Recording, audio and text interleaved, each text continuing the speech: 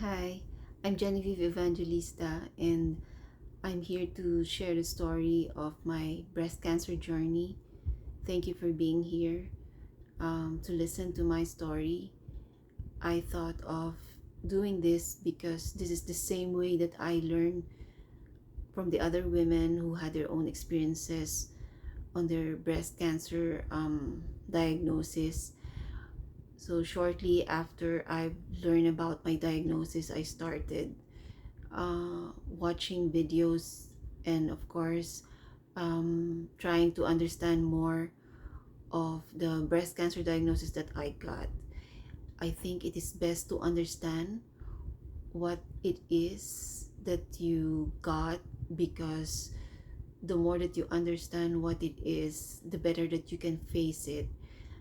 Um, Personally, it was more liberating for me to learn specifically what this diagnosis is, especially understanding what breast cancer is.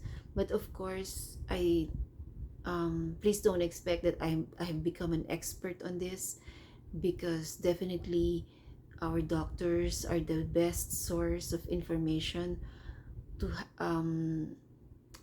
especially for the things that we feel, or that we're going through. It is still best to go to our doctors to get their specific advice, especially on the specific diagnosis that we have. So after I was diagnosed in November 2022, I was scheduled to have my mastectomy, left breast only, uh, on January 3 of 2023. So I was told that this is the first step for me, so that they can take out the mass that they found in my left breast.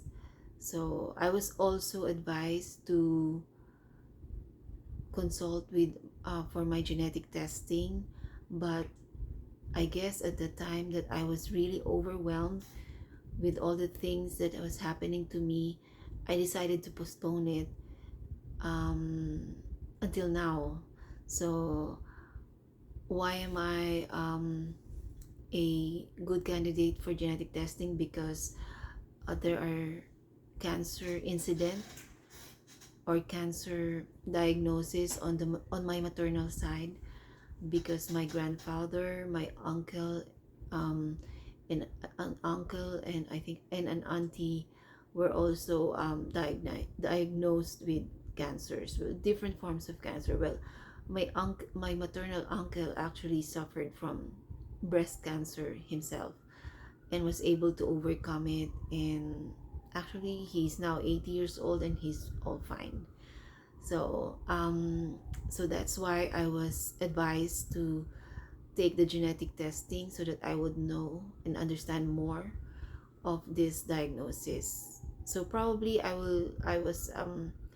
I've been postponing that, and would probably have that, and I would also share that with you in detail as when I am ready to do that. So I'm just right now I am actually finishing my radiation treatment, so I would probably do the genetic testing soon. So nevertheless, this video is about the left breast mastectomy that I had in January.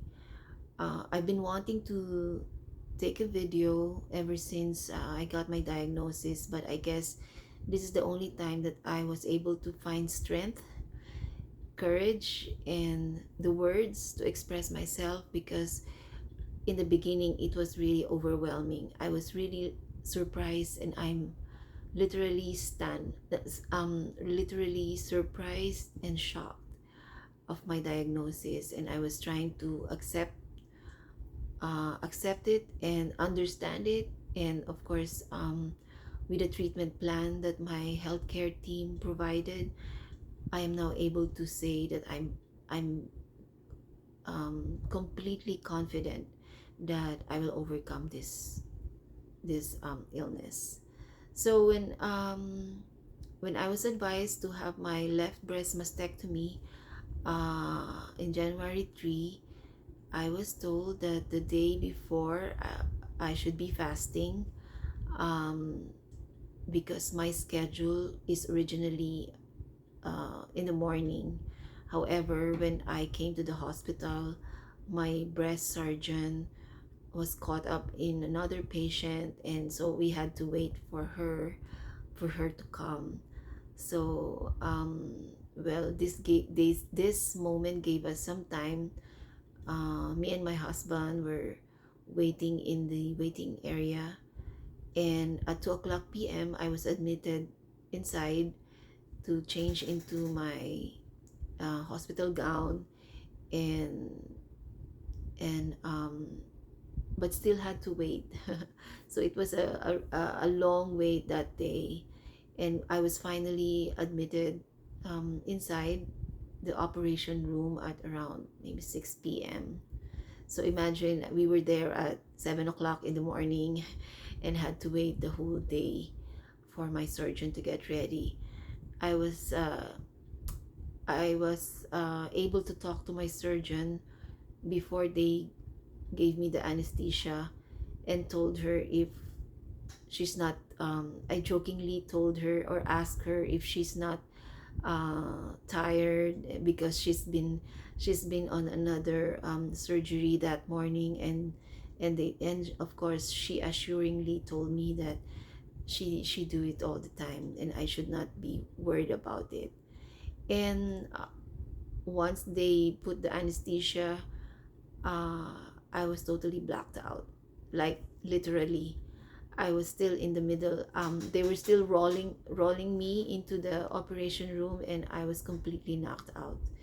The next thing I know, um, I was already in my recovery room, uh, and my husband told me that they actually brought me back at 9 p.m. So I was like inside the operation room like more than 2 hours. And when they brought me back around 9 p.m., I was still sleeping, and he did not wake me up, and I woke up by myself around 10 p.m., wherein I slowly heard his name and the people around me. So um, when I woke up, I felt a little hungry, and my husband was able to give me something to eat. And I was just really glad that it was all finished.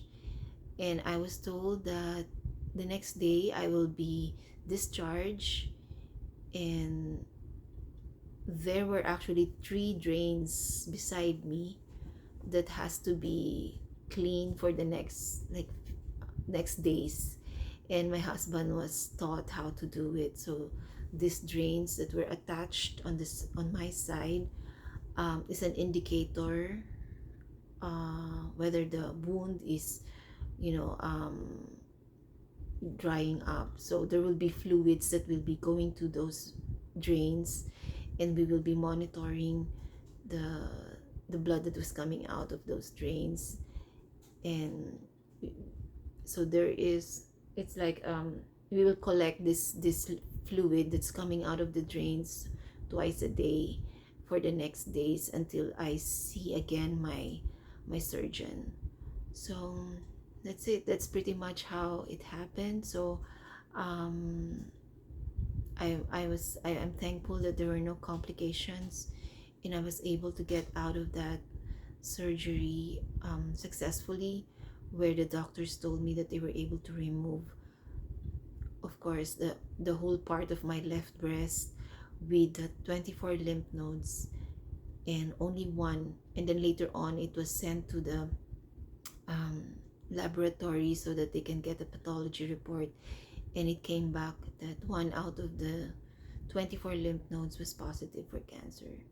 So hopefully this information will help you and understand more of this disease, so that we can all um, confidently face it and be more informed about this disease. So thank you for listening, and see you again on my next video.